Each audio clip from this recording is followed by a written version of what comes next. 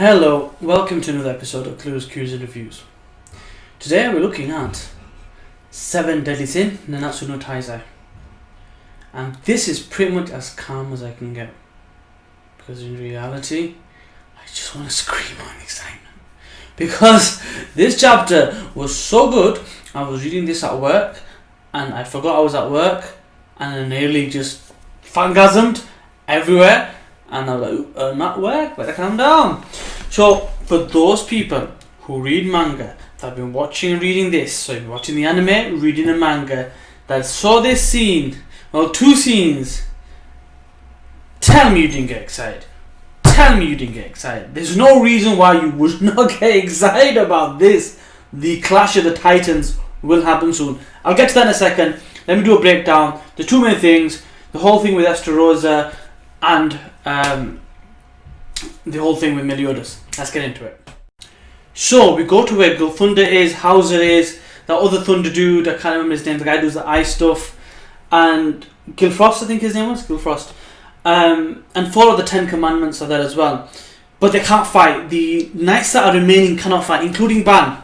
And Estarossa explains the idea of my charity, my curse, is that if you feel hatred towards me, you will basically not be able to do anything to me. You will not be able to damage me if you feel hatred towards me. And I was like, that's one OP type of curse. So do I need to be your friend? Do I need to fancy you? Do I need to love you before I can hurt you? That's interesting, isn't it? Now, one thing I noticed and I was happy about is Ban was alive. And the fact that Estarossa says, when you were meant to be dead, was kind of like him saying it from the reader's point of view, because I thought he was dead as well. So thankfully he's alive. You know, the whole idea about having the sap and taking the Elaine's blood and still being around and all that's helped. Thank God. Anywho, he can't do anything either. So remember, like we were told last time, the idea that the 7 deadly sins were brought together to counteract and defeat certain members of the 10 commandments. Ban isn't supposed to fight against Estarossa. They're not compatible. But somebody turns up who is.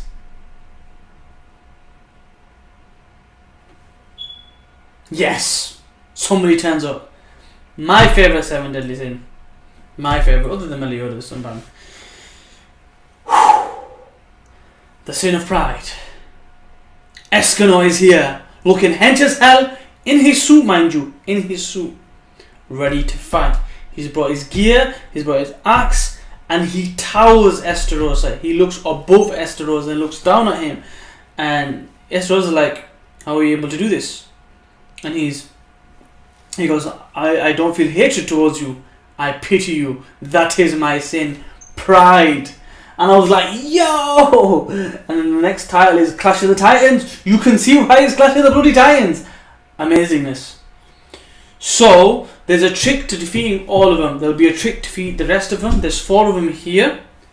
Will they jump Escanor? I don't know. We'll have to wait and see. I so can't wait for this to come out as an anime. This has to be animated.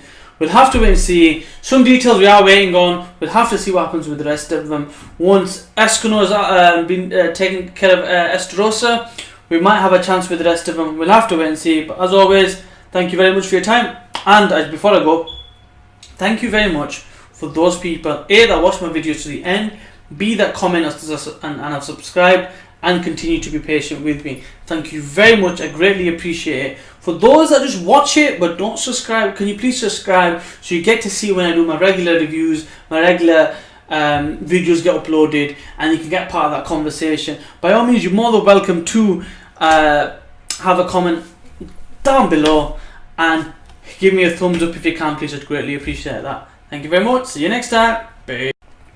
So, Meliodas is in purgatory and he's having a conversation with someone. At first I thought this was strange. He was responding to a voice he seemed to be familiar with. It turns out that this person that he's speaking to is technically his father and the Demon King. The Demon King has been weakened and he is in purgatory.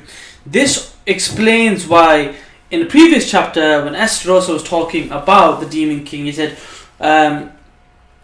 you are basically, we all believed you were going to be the one that's going to be the Demon King. That is why the Demon King is in purgatory.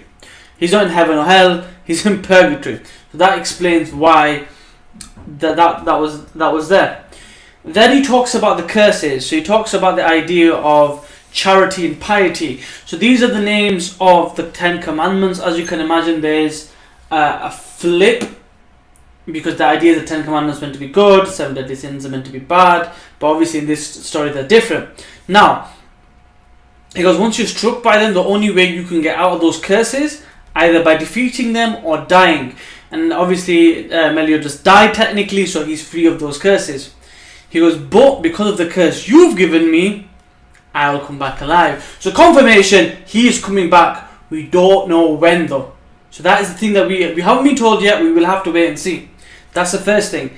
The second thing we specifically mentioned in here, he said, the Demon King goes, basically, you wanted to become the strongest and most terrifying demon, but that woman ruined that all 3,000 years ago. So the reincarnation of Elizabeth has been going on for a while. There must have been something that happened then that made him choose to go in that direction. And he also talked about the eating of emotions that would make him closer to how he used to be. So the idea was the Demon King would eat his emotion to make him a tool, sharpen him up. So like how, if you've seen a lot of movies, there's assassins and things like that, they get trained up to be emotionless so they can make that cutthroat kind of decision. I guess this was the idea with this. The Demon King would eat the emotions to get stronger, and this would also make Meliodas a closer person to what he was before the Heartless Dude. So he found the heart and emotion from somewhere. Elizabeth, basically. So what I've been banging on for a while, pretty much confirmed in a roundabout way of speaking. But this time, defiant as always, Meliodas basically said, let's you try, and a clash happens.